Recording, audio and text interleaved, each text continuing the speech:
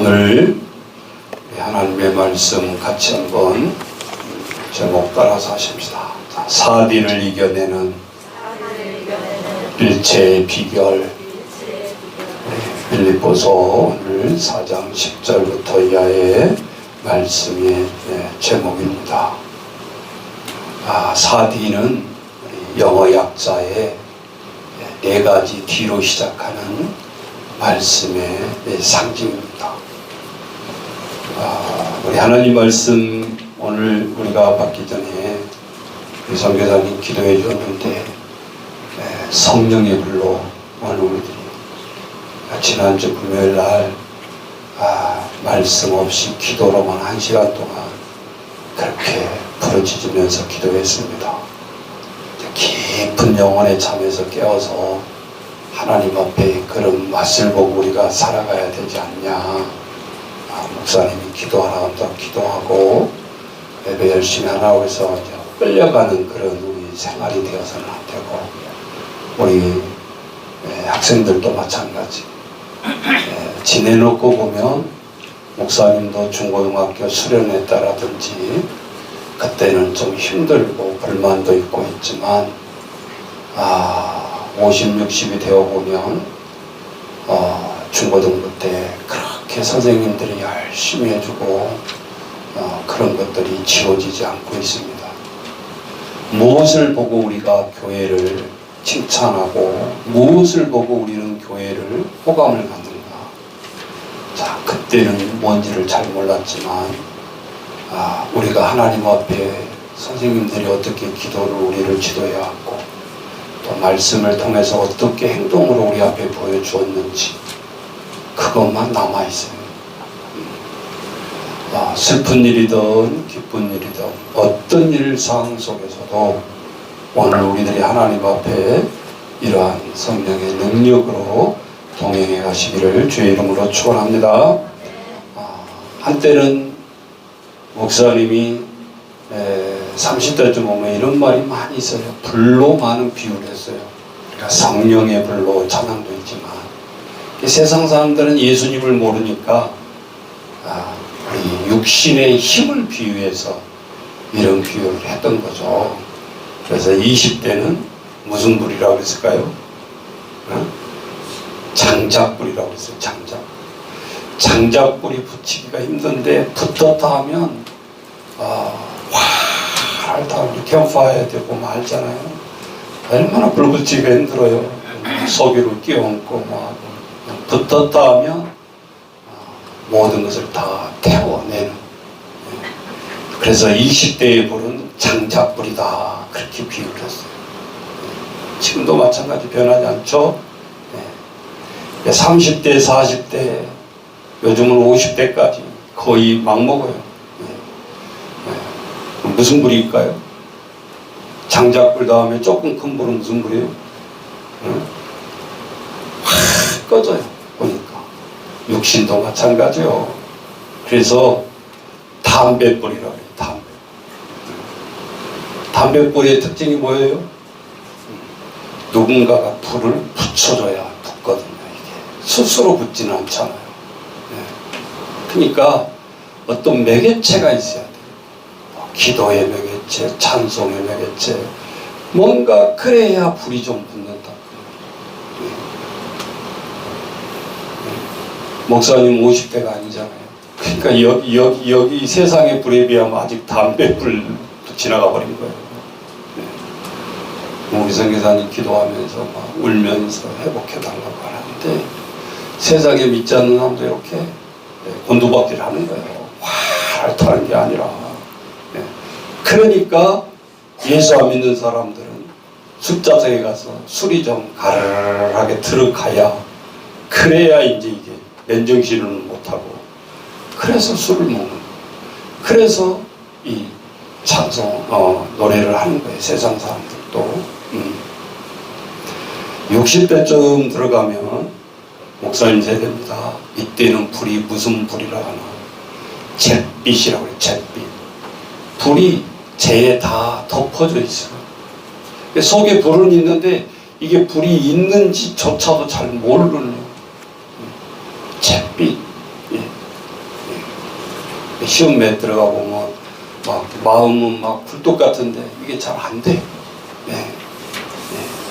재에 덮여져서 불이 피어 있는지 없는지조차도 모른다. 근데 요즘은 건강시대에 100cc에 들어가다 보니까 이게 딱 절반이거든요. 제가 방금도 오기 전에 설교를 요양원에서 하고 왔는데, 이 설교를 하려고 그러니까 우리 연봉 어르신이 앞에 앉아 계시잖아요. 그분은 107세야. 그러니까 100세를 기준으로 한다면 60대야말로 정말 시작인 거예요. 우리가 일을 해야 될 나이도. 최고의 숙성을 가지고 일을 해야 되는데, 그래서 국가에서 공무원들이 용어를 이렇게 바꿨어요. 옛날에는 중년 그랬거든요. 중년. 요즘은 중년이라 안 하고 뭐라 하는지 아세요? 앞에다 신을 넣었어.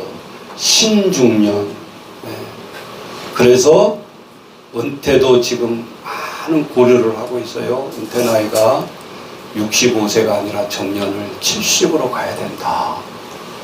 그래서 이거 한번 해본 소리가 아니고 점점점 연구가 깊어지고 있다는 거예요.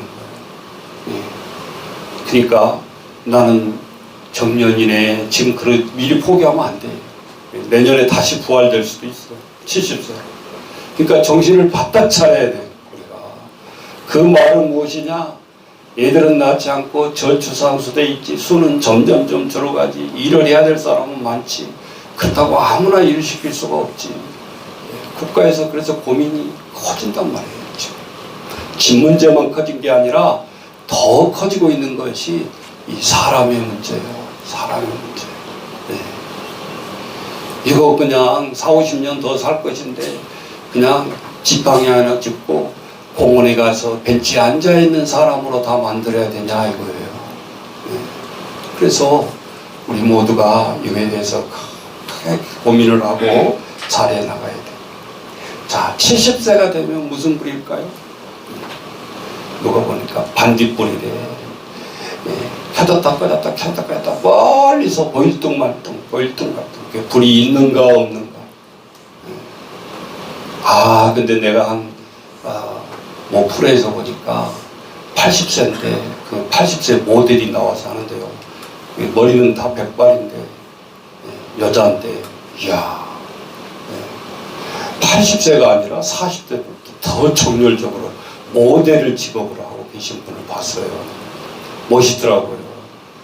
그분들은 염색 아예 안 해요. 다 백발인데 이 신체적인 움직이는 것이 다 나와. 어찌 저런 사람을 80대 90대라고 할 수 있겠는가. 우리 카톡에 올려놨어요. 여러분 보셨잖아요. 94세 여의사. 이분의 심볼은 검은 모자예요. 털모자 같은 것을 이 백발이 하나도 안 보이게 딱 싸서 쓰고 일 시작하기 전에 립스틱 바르고 딱 하고 그리고 정신형으로 들어와서 일을 하시더라고요. 보셨죠? 94세 돌아가시기 전 한 달 전까지 똑같은 평정의 모습을 잃지 않고 일을 하시는 거예요. 이 남양주 모평원에 이번에 뉴스에 나왔잖아요. 유언이 딱 세 마디. 야, 좋은 가을이다. 힘써서 일하자.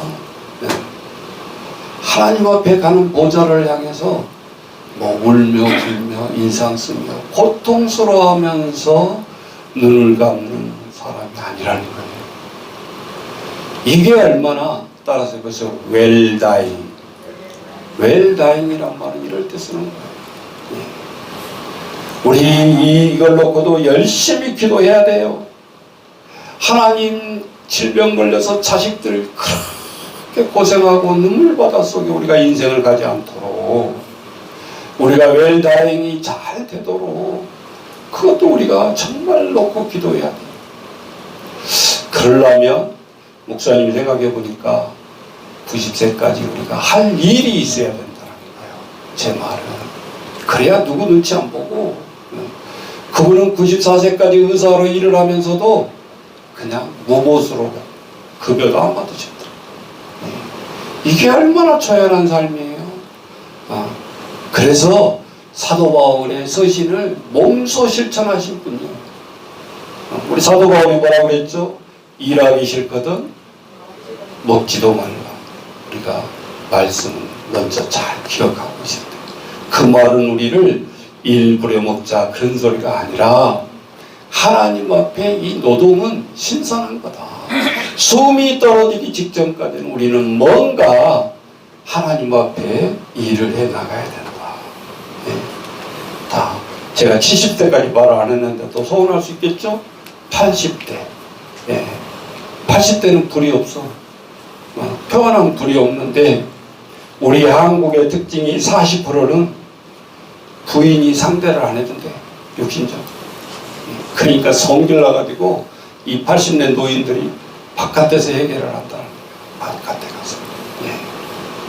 30%는 좋은 부인들을 만나가지고 부인들이 다 80대가 넘어서도 이 상대를 해준대. 또 30대에는 30%는 혼자 해결을 합니다. 이게 우리나라의 의학의 통계에 나와 있더라고요. 의학이 발달하면서 세상이 많이 달라져 가고 있고 평균 수명 100세 시대에 우리가 살아가는데 이제 우리가 국가에서 용어를 다시 신중년으로 호칭을 하면서 올해부터 내가 가만히 일자리를 보니까 60대가 넘은 사람들은 일을 하게끔 제도적으로 그렇게 지금 풀어내고 있는 것을 보고 있습니다. 실제적으로 교회에서도 설교 시간에도 자꾸 이런 것을 터부시하고 말씀을 잘 안 하는데 진정으로 우리가 설교 시간에도 현실감 있는 이야기를 해야 되고 우리 부부들이 또 많은 성도들이 이러한 것을 경험을 갖고 우리가 어떻게 교회에서부터 해나가야 되는가를 우리가 말씀을 통해서 해답을 얻어야 될 줄 믿습니다. 오늘 며칠 전에 잠깐 뉴스를 보니까 가정에서의 건강과 많은 행복을 유지해 가려면 많은 것들이 필요하다. 그런데 갑자기 먹는 음식을 얘기가 나오는데 부추가 그렇게 좋다네요. 비타민 A, B, C가 다 들어있고 또 이 말하면 오늘 또 부추 또 마트 다 없어진지 모르겠네요. 실제적으로 그렇대요. 비싼 음식 아니거든요. 근데 오늘 우리들이 심신에 이 건강도 유지해야 되니까 우리가 잘 게으르지 말고 우리가 잘 씻어서 먹고 우리가 이 모든 것이 육신의 힘도 얻어야 되잖아요. 오늘 빌립보서 4장에 보면 우리 잠깐 읽어주시겠습니까? 빌립보서 4장 10절부터 15절에 보면 우리에게 비밀이 거기에 숨어 있어요. 자, 읽어주세요. 내가 저 안에서 크게 기뻐하건 너희가 나를 생각했던 것이 이제 다시 쌓이나니 너희가 또한 이를 위하여 생각은 하였으나 기회가 없었느니라. 내가 궁핍함으로 말한 것이 아니니라. 어떠한 형편에서든지 나는 자족하기를 배웠느니 나는 비천에 처할 줄도 알고 풍부에 처할 줄도 알아. 모든 일 곧 배부름과 배고픔과 풍부와 궁핍에도 처할 줄 아는 일체의 비결을 배웠노라. 내게 능력 주시는 자 안에서 내가 모든 것을 할 수 있느니라. 그러나 너희가 내 괴로움에 함께 참여했으니 잘하였도다. 빌립보 사람들아, 너희도 알거니와 복음의 시초에 내가 마게도냐를 떠날 때 주고받는 내 일에 참여한 결과 너희 외에 아무도 없었느니라. 우리가 슬쩍 읽었는데 오늘 이 빌립보서의 그 유명한 말씀이 여기서 나오고 있잖아요. 따라서 봅시다. 내게 능력 주시는 자 안에서 내가 모든 것을 할 수 있느니라.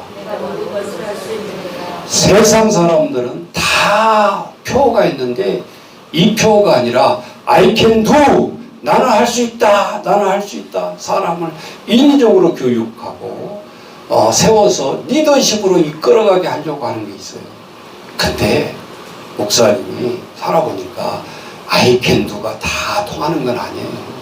내가 모든 것을 할 수 있다고 그러는데 그렇지 않잖아요. 그런데 하나님의 말씀에 보면 이 한 가지가 다른 것이 있는데, 우리가 모든 것을 할 수 있다라고 성경은 오늘 나오지만 그 전에 뭐라고 돼 있어요? 내게 능력 주시는 자 안에서, 하나님이 내게 능력을 주셔야 내가 I can do, 내가 모든 것을 할 수 있다. 이게 달라요, 세상 사람들. 네. 우리가 열심히 일하고 열심히 많이 배우고 강건해야 하는 것은 공통점이 있지만, I can do, I can do, I can do 각인시켜서 I can do가 될 수가 없다라는 거예요. 무식하잖아요. 여러분, 내가 세상에 영업장에 몇 번 들어가볼 기회가 있었는데, 막 영업하는 데 가보면요, 막 이름을 쫙 화이트보드에 써놔요. 그래가지고 사람을 그 자리에 못 앉아 있게 할 분위기를 만들더라고요. 그러니까 막 오늘 누구 주부님 한 건 했습니다 하면서 별을 탁 붙여면서 박수 막, 그러면 이제 자기 한 20명 30명 써 있잖아요. 자기 이름 옆에 별이 없어요. 근데 그 칠판을 쳐다보고 거기에 그날 오전에 앉아있을 힘 있는 자가 없다라는 거예요.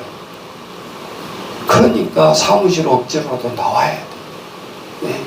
근데 필드에서 그 힘이 있어야 뭔가 누구 고객을 만나고 이것을 할 수 있다고 그러는데, 그게 쉽지 않다라는 거죠. 아무리 사무실에서 I can do 하고 막 붕붕 뜨게 해서 필드에 사람들이 나가도 그런 자신을 가지고 나갈 수 있는 게 아니에요. 왜 그래요? 인간의 목표를 세우고 인간의 정력으로 그것을 목표를 채우려고 하니까 너무 힘든 거예요. 그래서 그 일을 정말 안 맞아서 못한 사람이지만 그 영업직이라는 직업이 그렇게 쉽지가 않는 거죠. 네. 그것을 잘하는 사람은 어떤 것을 갖다 줘도 잘할 수가 있어요. 그런데 그것이 평균도 못 된다라는 거죠. 50%도 사람들이 그것을 받아들여서 나가서 할 수가 없다는 데 있어요. 네. 아무리 이름을 넣어주고 아무리 뭐 이것이 우리 아이들에게 이렇게 보면 자신이 없으면 대학만 졸업한다고 이런 자신 마인드가 생기느냐? 그렇지 않다라는 거예요. 네. 그럼 무엇이 필요한가? 목사님이 설교를 준비하면서 오늘 사도 바울은 우리에게 힌트를 주고 있어요. 일체의 비결을 배웠다 그랬어요. 일체의 비결을 배웠다. 그럼 그 비결이 무엇인가? 오늘 그 설교 제목에 4D를 이겨내야 그 일체의 비결을 우리가 알 수 있다라는 거예요. 첫 번째 D가 뭘까요? difficulty야, difficult. 어려움. 사람은 누구나 다 어려움을 당한다 이 말이에요. 어린아이부터 보세요. 우리 아이들 보면 뭐 엄마가 아프고 누가 엄마가 돌아가시고 뭐 가출하고 뭐 어쩌고 다 어려움 속에서 우리의 삶들이 시작된다는 거예요. 네. 저도 시골에 있었을 때 6살 때부터 3대 할아버지가 돌아가시면서 막 너를 막 두들기면서 울면서 저게 뭔 일이요? 오늘 우리 집에 이렇게 사람들이 많이 찾아서 음식을 먹는데 왜 우는 거예요? 한쪽에서는 알 길이 없죠. 어린 마음에 궁금해가지고 끝까지 보려고 비집고 우리 애들은 못 보게 하거든요. 널 넣는 것을 사람들을. 그런데 나는 그때 호기심이 있었나 봐요. 겨우 비집고 들어가서 왜 우는지 보고 싶어가지고 그 안방에 들어가서 할아버지들 고모들 막 비집고 들어가서 보니까 그 안에 널 안에 어저께까지 계셨던 우리 3대 할아버지가 누워 계시는 거예요. 하얀 종이에 싸져 있어가지고 옷도 안 입고 마지막 가는 그 광경을 6살 때 본 거죠.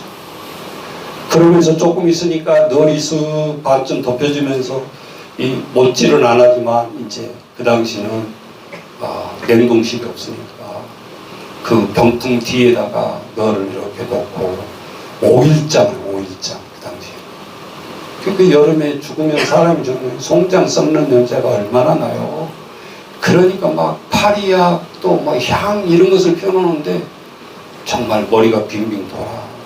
네. 그것을 중화시키려고 막 끓여내는 거. 알코올 그런 게 그 당시에는 없었던 것 같아요. 예. 그래서 오히려 사람이 반 썩어서 그렇게 이 아름다운 상여에 가가지고 그때는 예수를 안 믿으니까 또 부잣집이다 그래가지고 상여가 막 5층 6층 해가지고 막 사람들을 불러가지고 어느 얼굴이 언짢는다 그러면 뒤에 호령을 붙여가지고 또 막 이렇게 뭔 소리인지를 모르는데 그 장단이 맞춰서 나아가요. 왜? 이 사람이 관이 무겁잖아요. 열몇 사람이 들면서 이거를 거의 10km, 20km를 가야 됩니다. 요즘같이 차 싣고 뭐 영부차 쭉 그렇게 가는 게 없잖아요. 그러면 그냥 산 밑에 꼴짝이 지나서 막 또 우리 동네가 아니라 남의 동네 가면 남의 동네에서 또 함부로 못 들어오게 해요, 시체를. 그러니까 막 하루 전날 가서 막 구워 삶아야 되고 막 그 마을회관으로 못 들어가게 막 그 마을 사람들과 실내기를 하고 그리고 그 미리 파놓은 그 무덤 앞에 가서 장례식을 하는데 그 당시에는 어린아이들은 옆에 못 오게 해요. 지골 맞는다 그래가지고 그 장례식장에다가 죽는 경우가 많이 있었어요. 그래서 이 많은 상처를 주지 않기 위해서 어린아이들을 보지 못하게 하려고 자꾸 그런 것도 했던 어렸을 때 기억이 나요. 아무리 건강한 사람도 그런 어려움의 풍경들을 다 겪잖아요. 예? 높은 사람들이 죽으면은 일했던 자리를 몇 바퀴 돌면서 마지막 이별을 보하는 거죠. 예. 예. 그 없는 사람은 그냥 집에서 나와가지고 곧바로 가는 거고. 예.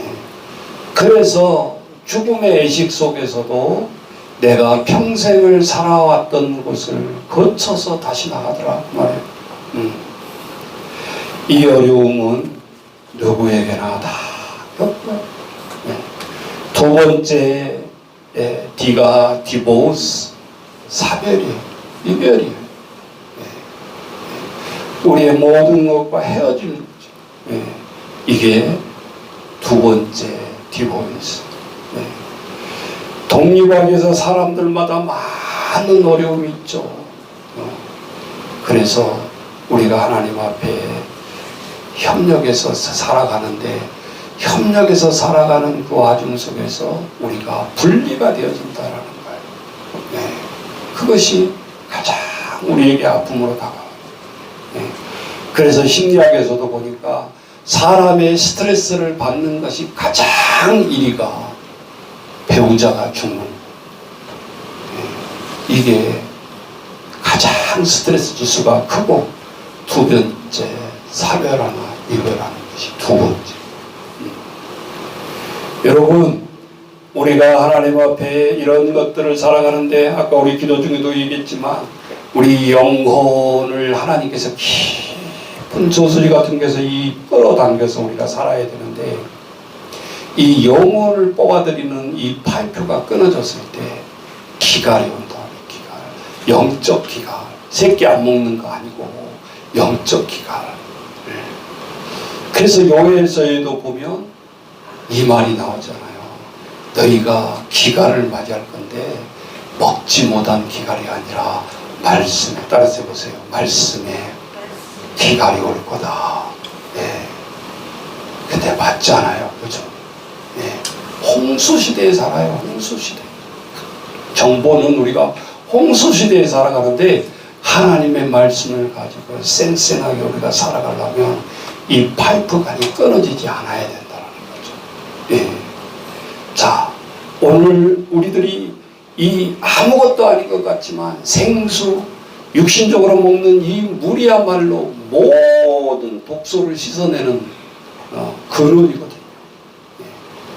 물이 없으면 어떻게 돼요? 집안에서 악취가 나기 시작하고 3일만 처리 안 해봐요. 썩은 내가 막 진동하잖아요. 결국은 그것을 씻어내는 것은 물이에요. 물, 생명수, 물. 우리 영혼도 인체도 70% 80% 이상이 물이기도 하지만 하나님 앞에 오늘 이 파이프가 끊어져 버렸을 때, 말씀이 흡수되지 않았을 때 어떤 현상이 일어나는가? 우리 육신에서는 썩기 시작한다. 썩는다는 의미는 인간의 생각으로 돌아간다는 거예요. 하나님의 관계가 단절되어져 간다는 거예요. 근데 이걸 사람들이 잘 깨닫지를 못해요. 왜? 바쁜 일과 속에서 그래도 뭐 나는 교회 우리 입구에다 붙여놓고 나는 교인이야. 위로를 받으면서 나는 이래봬도 권사야, 나는 이래봬도 목사야, 나는 이래봬도 집사야, 이렇게 살아가는 거예요. 스스로를 속이는 거죠. 영적인 것들을. 왜? 이게 갈증이 날 때 우리는 분명히 물을 찾게 되겠어요. 영혼의 갈증이 날 때 반드시 하나님의 찬송을 하게 돼 있고, 하나님 앞에 엎드려서 회개 기도가 나와야 이게 정상인데, 이 사탄들이 우리를 속이는 거예요. 그리고 그것이 잘 되어갔냐, 우리도 우리 자신을 속이는 거예요. 이게 현대의 영적인 질병이에요. 속일 수가 없어요. 오늘 우리 하나님 앞에 나아가야 되는 부분들이 이런 부분들이에요.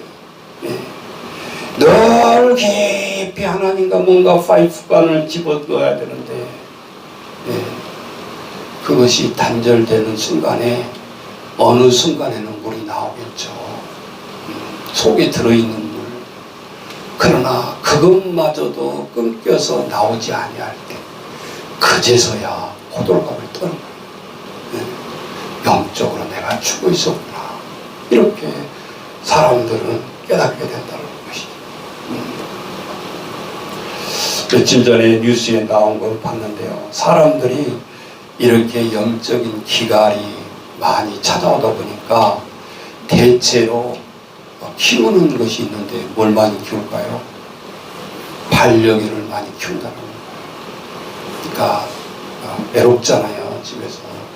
그러니까 사람들이 이 반려견을 키우다가 실증이 나면 그냥 버려. 슬그머니 도로변을 갖다가 놓고 그냥 가버리는 거예요. 그러면 도로변에서 놓아버리는 개들은 누군가의 이제 환경 개 단체들에 의해서 이제 구조가 돼가지고 다행히 들어가는데, 개지만 개가 주인에게 버려졌다라는 것을 즉각 안다라는 거예요. 근데 3일간 7일간 밥을 안 먹는데요. 그리고 벽만 쳐다보고 사람을 경계를 하게 되고, 그렇게 하는데 1개월 이상 걸린대요. 정상적인 이 마인드로 개가 다시 적응하기 시작하는데, 제가 지난주에도 설교 시간에 얘기했잖아요. 5년 동안 헤어졌던 개, 진돗개가 딱 그 진짜 주인을 본 순간 막 죽을 듯이 뛴다라는 거예요. 이게 뭐죠? 개는 영혼이 없지만 인간의 의리는 있다라는 거예요. 잊어버릴 것 같고, 내가 밥 주는 오늘 주인이 바뀌는 순간 5년 동안 바뀌었으니까 그 주인을 잊어버릴 줄 알았는데, 똑똑하고 영리한 개일수록 더 사람을 섬기는 그 정신은 잊어버리지 않는다. 어떻게 보면 개가 사람보다 낫잖아요. 사람을 처신도 못하는 사람들은 그렇지 않잖아요. 그 은혜를 압니까? 자, 사람 못지않게 이렇게 정이 들면 정이 되는 끊어졌다는 그 상처 때문에 개도 몸부림치더라는 거예요. 자, 세 번째 질병인데 디지즈, 질병. 뒤로 시작하는 거 세 번째 아픔이 우리가 살아가는데 질병이에요. 생물학적 질병을 통해서 우리는 죽음이 오는데, 이 죽음은 이제는 많이 살지 못해서, 오래 살지 못해서의 고통이 아니라 오히려 반대로 100세 시대에 가니까 우리가 일을 놓고도 30년, 때로는 40년, 긴 사람은 50년, 150살까지 지금 사시잖아요. 우리나라 140몇 세가 있던데 지금. 그러면 오늘 우리가 삶의 연장을 통해서 우리가 어떻게 하나님 앞에 이러한 것들을 생각하며 살아야 될까? 그래서 80세가 넘어져 가면 아파서 부모님들이 고통도 있겠지만 이렇게 아프다 보면 자녀들에게 짐이 될까 봐. 어떤 사람은 극단적으로 그냥 삶을 자의적으로 끊어버리기도 하고, 많은 불화 속에서 이게 생명에 길게 산다라는 것이 꼭 축복이 아니다, 이렇게 느껴지는 거예요. 그래서 마지막 D의 네 번째가 데스, 죽음이라는 거예요. 죽음. 수명은 연장할 수 있으나 우리는 영원히 살 수 없기 때문에 성경에도 인간은 한 번 죽음은 하나님이 정하신 이치요, 인간에게는 심판이 있으리니 히브리서에 보면 나오잖아요. 근데 오늘 빌립보서 4장으로 다시 가보면 하나님이 오늘 우리들에게 대언에서 사도 바울은 일체의 비결을 배웠다 그랬어요. 근데 그 문자로 보면 이런 비결 이렇게 가르쳐주면 너무 좋을 것 같은데 성경은 없어. 근데 성경 말씀을 깊이 묵상해 보세요. 오늘 우리가 추가로 우리들에게 주신 말씀이 있는데 시편 95편에 가보시면 거기에 이런 말씀이 있더라고요. 하나님께서 우리들에게 왜 이렇게 말씀하신가? 이런 어려운 상황 속에서 하나님이 첫 번째 우리에게 지시하는 것은 뭐예요? 노래하라라고 하고 있어요. 노래하라. 자, 시편 150편 1절 같이 읽어봅니다. 오라, 우리가 여호와께 노래하며 우리의 구원의 반석을 향하여 즐거이 외치자. 히브리어 원문에 보니까 명령어로 써 있어요. 노래해볼까? 이게 아니고 노래하라. 노래하라. 하나님의 이 우리의 능력을 회복하기 위해서는 노래하라. 이걸 우리가 번역으로 자연스럽게 노래했는데 찬송하라. 하나님 앞에 힘. 하나님 앞에 힘. 힘이 아니라 힘, 영어로. 찬송이란 뜻이에요. 영어로 힘이. praise. 경배와 찬양 그러잖아요. 그러니까 하나님 앞에 예배하는 데 있어서는 이 찬양 노래가 끊일 수가 없다는 거예요. 이렇게 분리될 수가 없다는 거예요. 그래서 찬양이 없는 예배 있을 수가 없어요. 그래서 우리가 예배 전에 부르는 찬양이 준비 찬양이 아닌 거예요. 그 자체가 하나님 앞에 경배예요. 경배. 잘 알고 우리가 찬양을 불러야 돼요. 나 찬양 못하는데 여러분, 찬양 노래를 못하는 것하고 찬양 못하는 것은 다른 뜻이에요. 하나님 앞에 우리의 그런 마음이 있으면 여러분 장애인교회, 농아인교회 가보세요. 이 사람들은 하나님 말하려고 1분 걸려 답답해서 숨 넘어가. 그런데 그것이 찬양이라고 하고 있어요. 네? 그분들의 찬양하는 것을 보면 내가 아무리 찬송을 못해도 이게 얼마나 하나님 앞에 축복인가를 알 수 있어요. 복음서에 그러잖아요. 너희들이 찬양 안 하면 하나님이 식물체가 없는 돌들을 들어서 찬양하게 하리라. 하나님의 간절한 간구가 찬양이라고.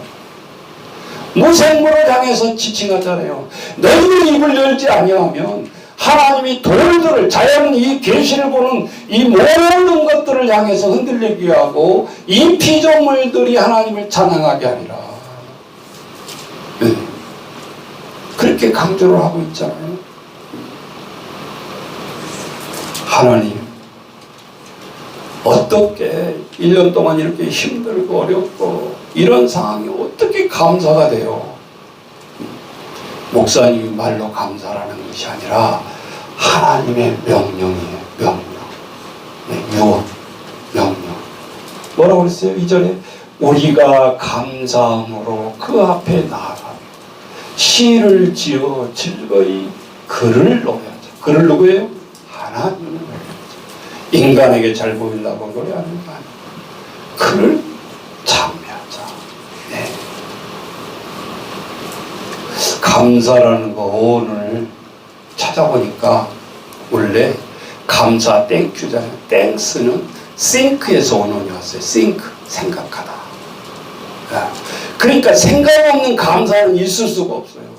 감사는 생각이 없는 감사가 있을 수가 없는 거예요. 그러니까 하나님이 어원도 보면 thinking부터 시작해. think. 생각하. 우리가 잊지 말아야 될 것이 있어요. 설교를 준비해야 되니까. 그런 거예요.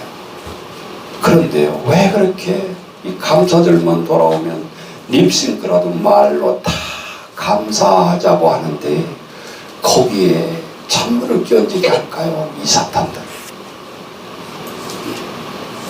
우리가 이 원리를 알아야 이제 감사절을 보낼 수 있는 거예요.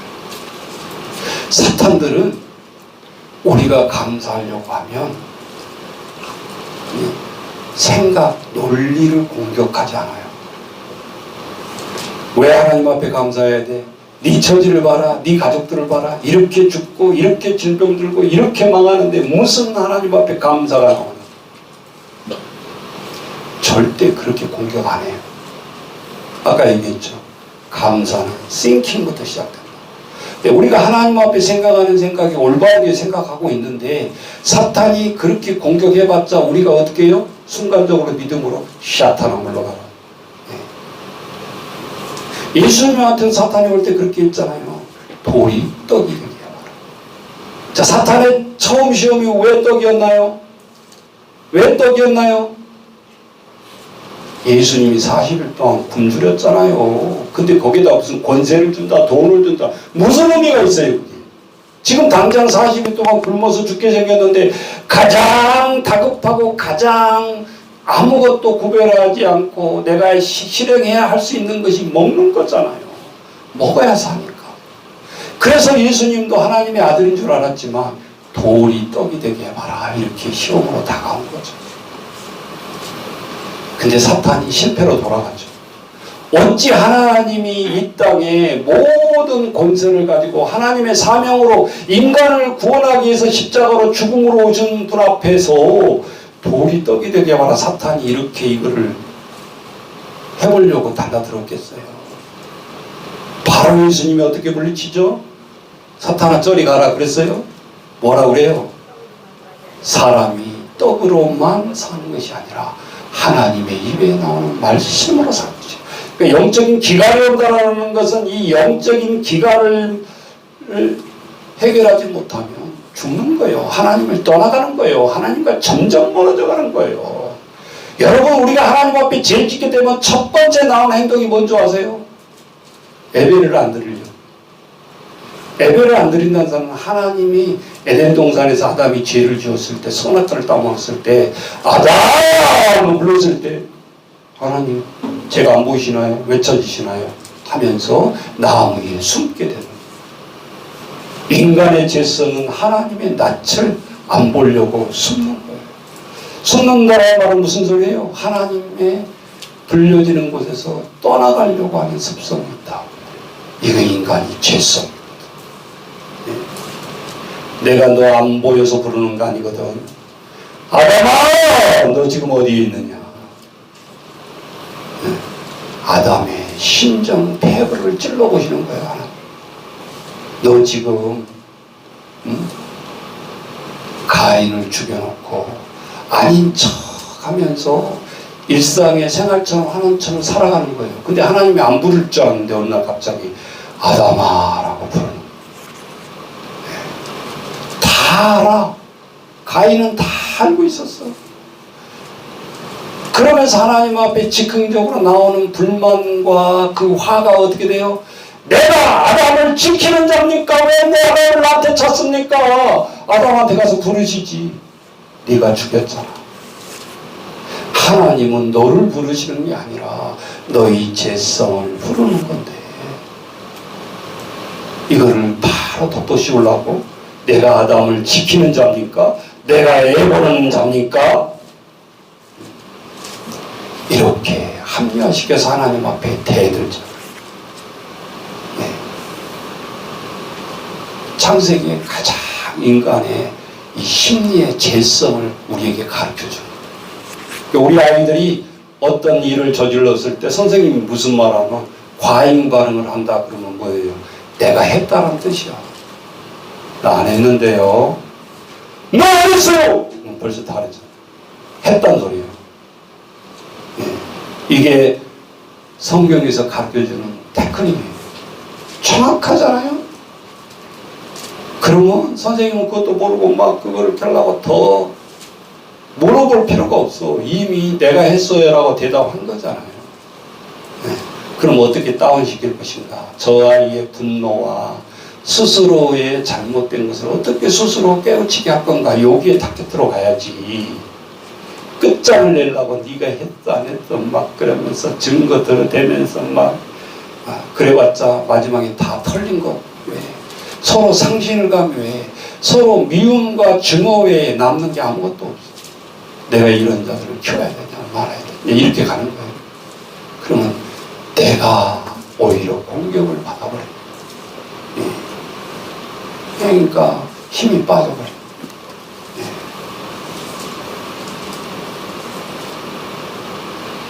오늘 빌립보서 4장 12절에 남들이 알지 못하고 있는 이 비결이 뭡니까? 라고 우리는 패션마크 해야 돼. 그 말씀만 읽고 지나가 버리면 안 돼. 일체 비결을 사도 바울이 배웠다는데 여러분 뭘 배웠는지 어떻게 알아요? 그래서 사단은 우리들에게 논리적으로 공격하지 않아요. 네가 이래서 이렇게 해서 우리를 죄성을 캐내려고 하지 않더라. 그리고 그것에 넘어가지 않아. 우리가 사단들이 어떤 말을 하더라.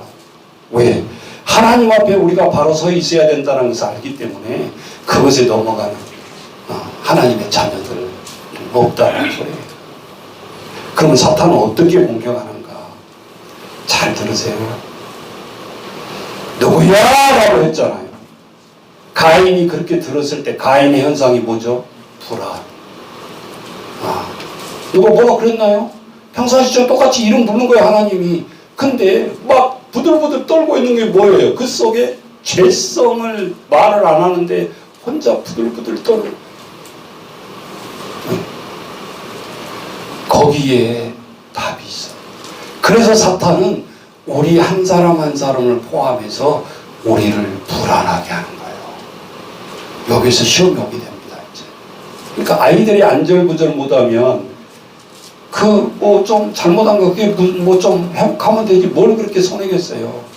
근데 이거 한 가지 원인을 위해서 모든 것이 불안해서 일도 안 돼, 취업도 안 돼, 공부도 안 돼, 다 안 되는 거다. 이 죄성, 사탄이 공격을 하는 분야잖아요. 이미 사탄은 너는 안 돼. 그러면서 사탄이 공격을 해버렸잖아요. 불안이 찾아왔잖아요. 그래서 우리를 불안케 하고 정서의 불안을 공격하는 것이 사탄의 일이라는 거예요. 여러분, 그럼 우리는 사탄에 빠지지 않게 해서 이렇게 힘든 상황 속에서 불안해한다 할지라도 이것을 일체 비결로 배워하는 것이 오늘 우리에게 말을 한다 그 말이에요. 보세요. 그러면 사도 바울은 그 위험한 것을 안 당했나요? 내가 비천에 처하기도 했어요. 그죠? 40대 내기서에 한 대 더 때리면 사람이 죽을 수 있다 그래서 법으로 금지해 놨어요. 그래서 50대를 안 때리는 거예요. 그래서 성경에 보면 50대에 한 대 감한매를 5번 맞았다 이렇게 표현하고 있잖아요. 저는 40대에 감한매 그럼 39대를 때렸는데 화난 놈이 한 대 덜 때리고 디스카운트 해주겠어요? 그런 뜻이 아니라니까. 때리는 자로 법을 어기면 안 되기 때문에 40대를 안 때리고 39대를 때리는 거예요. 근데 그것을 5번을 맞았다는 것은 인간이 인간 대접을 받지 못하는 거예요. 여러분 한번 보세요. 우리 애들 참 어쩌다 뭐다 어쩌다 요즘 법이 얼마나 까다로워요. 근데 그때도 이런 법이 있었단 말이에요. 그러니까 39대를 5번 맞아도 쉐리를 하면 때려라 그러면서 예수님을 쳐다보면서 견디는 거예요. 비참에 처했어도 어떻게 견디는 법을 알았어요. 예수님을 쳐다보기 때문에 죽음에서 살아날 수 있었어요. 5번이나. 그리고 사도 바울은 가마알문화 소생이잖아요. 진 같으면 박사급 특대 가정이야. 풍부에 처할 줄도 알았어요. 부자였으니까 태생이. 그러니까 빈천에 처할 줄도 알고 풍부에 처할 줄도 알고 그냥 한 줄로 쓱 지나가잖아요. 모든 일에 배부름과 배고픔. 자, 서로 대비되죠. 안전하고 평안할 때 배부르게 먹음과 끼니를 굶어야 되고 감옥에 투옥이 돼가지고 먹지 못하는 배고픔, 풍부와 궁핍에 처하는 것을 배웠다. 뭐 인내를 배웠다, 안 먹고 견디는 법을 배웠다 그런 뜻이 아니에요. 다시 시편 95편으로 한번 가보주세요. 거기 보면 하나님 앞에 이렇게 생각하게 하는 것이 감사인데 사도 바울이 빌립보서 서신을 쓸 때는 이게 지금 감옥에서 쓰이는 거예요. 감옥에서 4개 쓴 서신이 있어요. 빌레몬서도 있고 빌립보서도 있고. 그런데 유일하게 감옥에서 쓴 서신이 감사라는 말과 쉬지 말고 기도하라는 말이 훨씬 더 반복해서 많이 쓰고 있다는 거예요. 내가 편안한 처지, 편안한 환경에서 이 말을 쓰는 것이 아니라 시편으로 다시 한번 가져보세요. 거기 보면 그래서 하나님 앞에 노래하라. 여러분 탕자의 비유 잘 알고 계시죠? 아버지의 모든 재산을 창기와 함께 다 망해버린 오직 먹을 양식도 없이 다 망했으면 살려고 돼지 지업 열매를 먹으러 들어가죠. 밥으로 먹으러 들어간 게 아니에요. 지업 열매는 식사가 아니에요.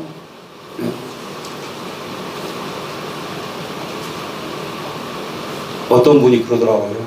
바나나가 큰 것이 좋다고 이렇게 하니까 또 바나나 난 외국인이 이거는 돼지 줄 때 주는 거고 진짜 바나나는 요만한 거래요.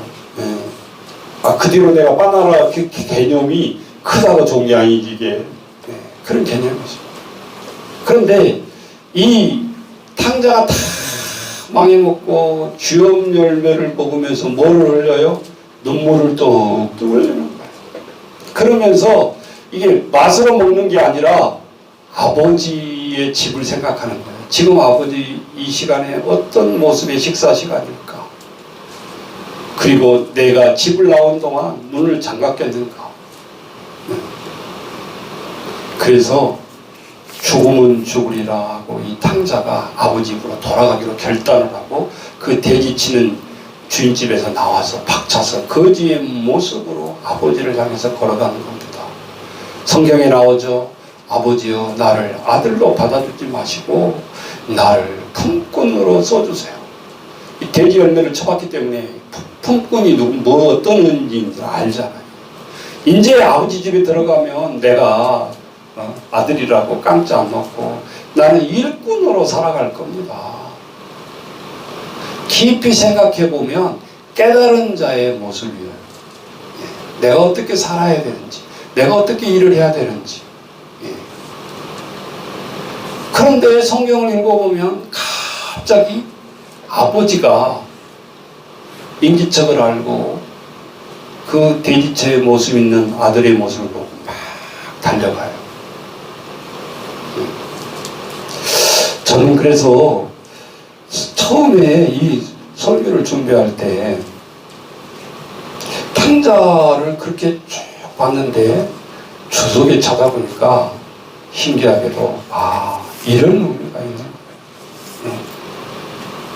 아버지가 잃어버렸던 자식을 품어주기 위해서 애틋하게 달려갔다 이렇게 생각할 수 있지만 주석에 보니까 동네에서 아버지의 재산을 탕진하고 들어온 자식은 우리나라 옛날에 덕성몰이 있잖아요. 네.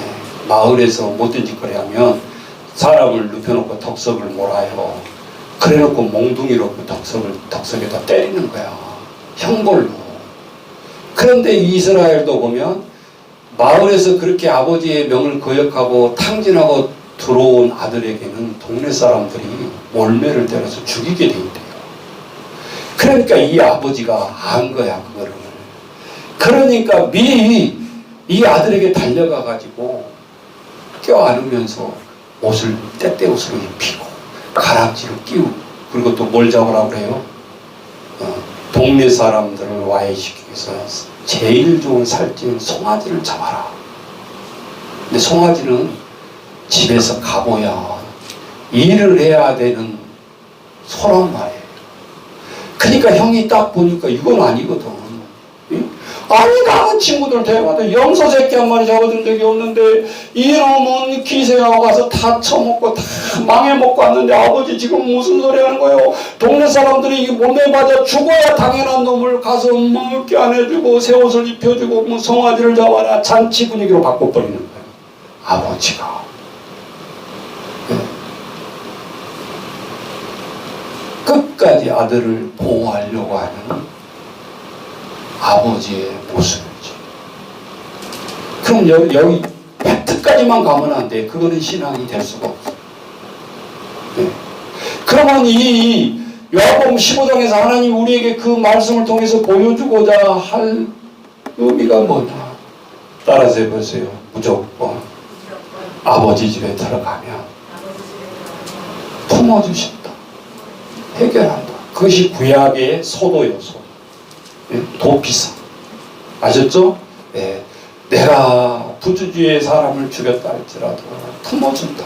그곳에만 들어가라. 그러면 누구도 그 살인자를 추격해서 들어가서 죽일 수 없게끔 만든 것이 도피성이에요. 자, 그래서 하나님 말씀을 구약을 읽어보고 신약을 읽어보면 다 짝이 있다라는 거예요. 네. 그래야 성경이 재미가 있잖아요. 그러네. 우리나라 국사를 배워도 소도라는 것이 바로 거기에서 나오는 거예요. 이미 수천 년 전에 우리 국사책을 배우기 전에 이미 도피성이라는 것이 있었다. 그래야 이 배움이라는 것이 이게 딱 종합이 되잖아요. 그래서 성경의 모든 텍스트가 교과서가 성경이라는 말이 나올 수가 있는 거예요. 우리가 학문을 안 배워도, 국사에서 소도를 안 배워도 하나님 앞에 이 도피성의 의미를 깨달으면 어찌 세상에 해 아래 새 것이 없나니, 그런 뜻이 그 말이에요. 어떤 박사 학자가 어떤 학문을 이뤄놓고 어떤 교과서를 펼친다 할지라도 그도 새로움이 없는 것이 하나님의 지혜를 받고 지식을 통해서 교과서를 만들어낸다. 여러분, 그래서 우리가 유명한 솔로몬의 재판이 교과서에 들어있어요, 안 들어있어요? 들어있잖아요. 뭐 기독교 뭐 두드려 주려고 그거를 교과서에 넣어놨겠어, 성경 말씀을. 그런데 왜 뭐 성경 말씀을 읽지 마라 뭐 어쩌라 마라 들어가 있는데 지금. 우리가 하나님 앞에 그 명령을 통해서 보라 그 말입니다. 자, 신앙은 퍼펙트 삶을 살아가라고 써놓은 게 아니에요. 너 이렇게 살면 안 돼, 이렇게 살아야 돼, 윤리적으로 이렇게 살아야 돼, 그게 아니에요. 아까 우리 선교사님 기도했지만 은혜가 알고 은혜를 깨닫지 못하면 그것은 소설책 읽는 거나 똑같다 그 말이에요. 지식으로 읽는 것은 아무 의미가 없어. 성경책은 더 재밌는 책 많으니까. 베스트셀러를 읽는다는 그런 말이 그 말이 아니에요. 그럼 하나님이 우리에게 이 퍼펙트 완전한 우리의 윤리적인 삶을 살아가라고 이렇게 써놓은 것이 아니라, 그러면 하나님이 탕자의 모습을 보면서 무엇을 써놓은 거예요? 은혜, 그레이스, 온전한 삶을 살아가게 써놓은 거예요. 그 퍼펙트 삶하고 온전한 삶은 틀려요. 아무리 내가 다른 사람 볼 때 퍼펙트하다가 살아갔다 해도 그 인간이 불안하다. 그럴수록 더 불안하다. 그리고 허물을 느낀다. 그래서 오늘 시편에 보면 여호와는 크신 하나님이시요 모든 신들보다 크신 왕이시기 때문이다. 예수님이 왕이라 이걸 부가를 나타내는 것이 아닙니다. 예. 여러분 사사기 요즘 우리 내가 통독을 하고 있는데 사사기 한 줄 주제가 뭐예요? 저들은 왕이 없었기에 자기 소견대로 행하였더라. 왕 없어? 그러니 뭐 이게 법이겠지. 이게 불행의 민족이 되는 거죠. 그러니까 맨날 죄짓고 하나님이 또 벌 주면 또 회개하고 40년 또 평경 가다가 또 죄짓고 이렇게 해서 14사사가 바뀌잖아요. 왕이 바뀌는 것처럼. 하나님이 그것을 우리에게 주시는 거예요. 근데 사사기 정말 들어가 보면 안에 왕이 없었나? 있어요. 아비멜렉을 왕으로 삼아 너는 우리의 왕이 되라 막 하잖아요. 그런데 그것은 하나님이 주시는 왕이 아니에요. 예. 제가 그래서 요즘은 정치도 생각해보고 이것도 생각해보고 저것도 생각하는데 하나님이 답을 한 가지 딱 주셔요. 틀림없이 맞잖아요. 우리나라 여태 이승만부터 우리가 대통령을 세워나가고 있지만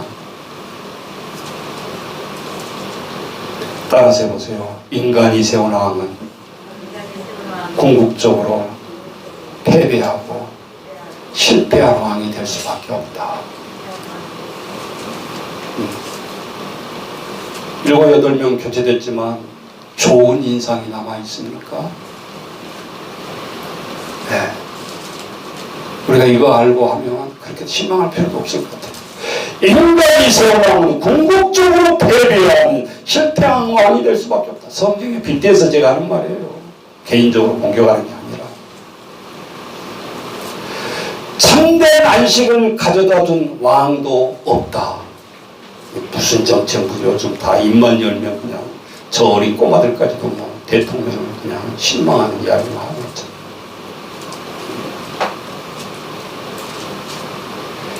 이 시편 기사가 그거에 대한 왕이에요. 모든 신들보다 크신 왕, 만왕의 왕. 우리가 찬송 중에 보면 왕 중의 왕 이런 말 하지 않아요.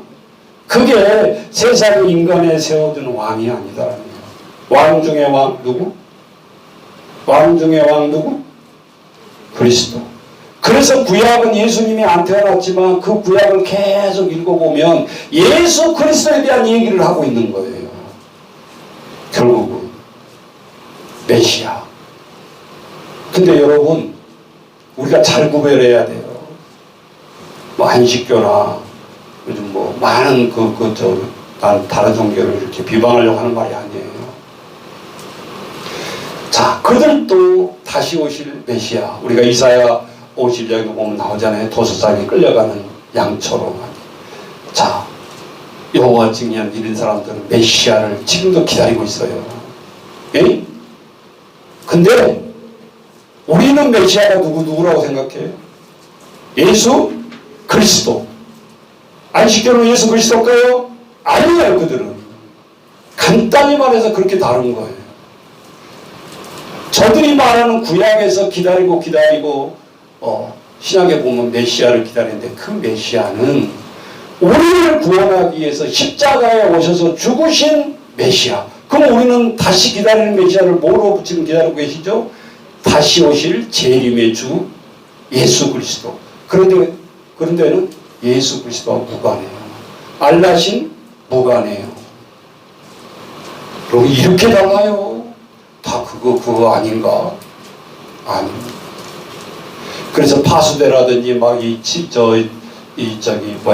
이단들이 주는 막 이 책 보면 그럴듯해요.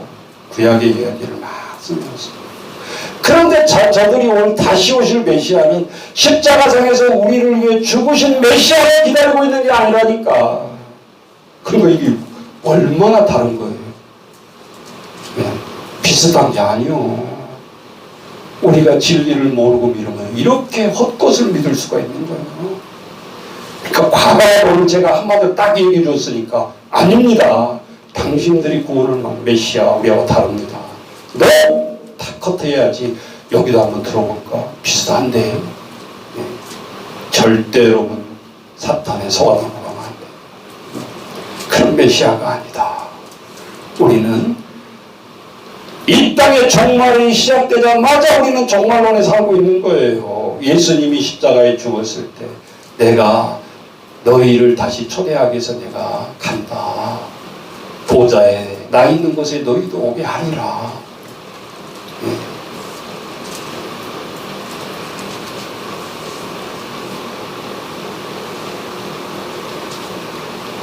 오늘 하나님 앞에 우리는 어떻게 이 많은 어려운 부분들을 우리는 헤치고 나아가야 되는가. 우리의 사람들의 모든 모습이 그 율법으로 알고 그것을 몸부림치면서 이 성경의 모든 것을 지켜가면서 내가 퍼펙트의 삶을 살아가려고 할 때 더 스트레스가 쌓이는 거예요. 그런데 여러분, 우리가 자녀를 길러봐도 내가 의도한 대로 완벽하게 자녀들이 내 행동을 잘해줘서 우리가 자녀들을 품고 살아가나요? 그렇지 않잖아요. 하나님도 똑같다라는 거예요. 우리에게 하나님의 큰 틀 안에서 그 온전한 삶 속에서 은혜 속에서 살아가라. 네가 오히려 네 행동으로 내가 해볼 거예요. 내가 이런 기능을 해서 내가 성공해 볼 거예요. 막 그럴수록 부모들은 더 불안한 거예요. 집 나간 다른 자와 다를 게 무엇이냐 그 말이에요. 아버지 어차피 죽으면 낼 건데 미리 재산 주세요. 내가 가서 열심히 해서 성공해 볼게요. 근데 하나님이 우리에게 샘플을 주었잖아요. 거기에 평안이 없다고. 자식의 기대에 거기에 평안이 우리가 있을 수가 없다니까요. 설마 내 아들은 다를 거야. 설마 우리 대통령 다를 거야 이번에는. 여러분 3번 속은 사람 있고 4번 속은 사람 있고 이제 또 5번째 또 속아야 될 우리 차례예요. 근데 너무 기대하지 마세요. 하나님은 우리에게 분명히 결론을 내리고 있거든요. 왕 중에 왕, 여호와의 크신 하나님 앞에 모든 신들보다 크신 왕이시기 때문에 하나님 앞에 찬양하며 나아가라는 거예요. 믿어도 된다라는 거예요. 세상의 왕보다 하나님 앞에 온전한 모습으로 나아갈 때 thinking, 사고하면서 하나님을 감사하게 되고 어떠한 사탄이 우리를 공격해서 우리를 불안하게 흔들어 놓지 못하게 하면서 이게 감사에 화답하는 삶이다라는 거예요. 자, 오늘 이 말씀에 우리가 가슴판에 새기면서 오늘 일체의 비결을 우리 스스로 하나님의 말씀을 통해서 깨닫는 은혜가 있으시기를 주의 이름으로 축원합니다. 429장 우리 일어나셔서 우리 찬양하십시다.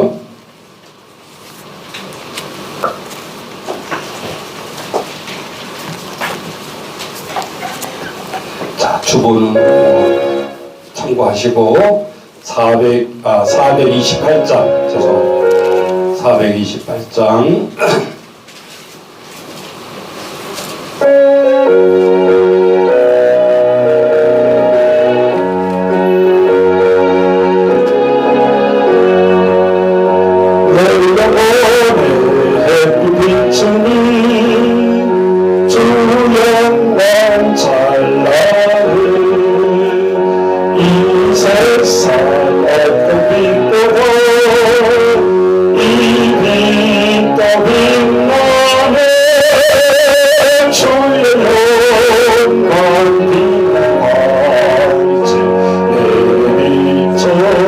주시옵소서.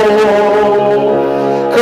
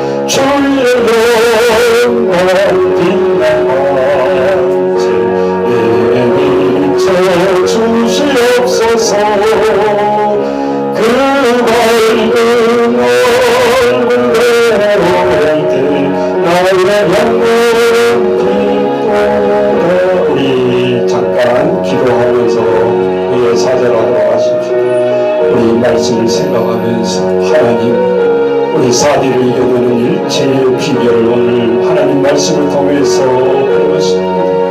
아버지 주여, 우리가 완벽한 삶을 살아간다고 살지도 못할 것이면서 퍼펙트한다고 고집하면서 바리새인처럼 살아가려고 하는 저희들, 아버지 주여 이 시간 내려놓게 하시고 회개하게 하시고 주님 앞에 나아가는 저들의 삶들을 내리게 도와주옵소서. 우리를 낙하는 주님이 하십니다.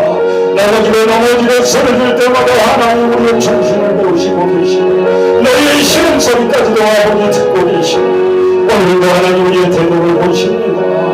아버지 주여, 우리들이 한 영혼들을 깨워주시고 깊은 영혼에 담아서 우리가 깨어나게 하시고 아버지 앞에 나아가는 저희들 되게 도와주옵소서. 예수님의 이름으로 기도하옵나이다. 아멘. 자, 4절 찬양합니다. 기다리고 큰 소망 넘치는 주 예수 복을 주시고 떠내 주시네 주의 영광 빛난 왕지 내게 비춰 주시옵소서. 그 넓은 넓은 배울 때 나의 영혼 기쁘다. 기도하겠습니다.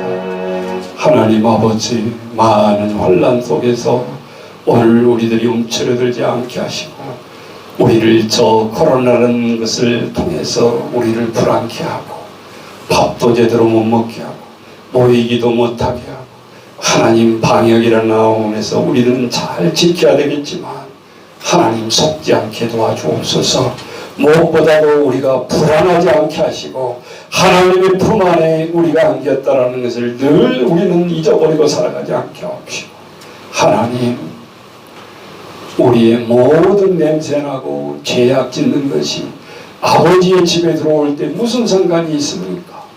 다 저들을 살려내기 위해서 세상의 법도 세상의 법을 집행하지 못하고 아버지 당대의 아버지가 저를 품고 옷을 갈아입히고 잔치의 분위기로 바꾸어버리듯이 오늘 우리의 온전한 질병을 찾아보면서도 이 부분을 놓쳐버리지 않게 도와주옵소서.